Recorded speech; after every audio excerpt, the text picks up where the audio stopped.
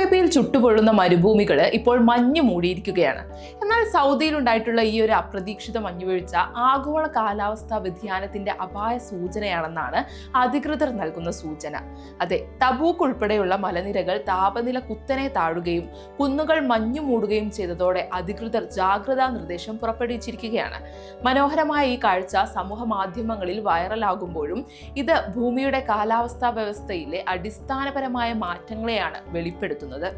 കാലാവസ്ഥാ വ്യതിയാനം എന്നാൽ എല്ലായിടത്തും ചൂട് കൂടുക എന്നതല്ല, മറിച്ച് അന്തരീക്ഷത്തിലെ ഈർപ്പവും ഊർജവും വർദ്ധിക്കുന്നത് മൂലം കാലങ്ങളായുള്ള കാലാവസ്ഥാ ക്രമം തകിടം മറിയുന്നതാണെന്ന് ശാസ്ത്രജ്ഞർ ചൂണ്ടിക്കാണിക്കുന്നു.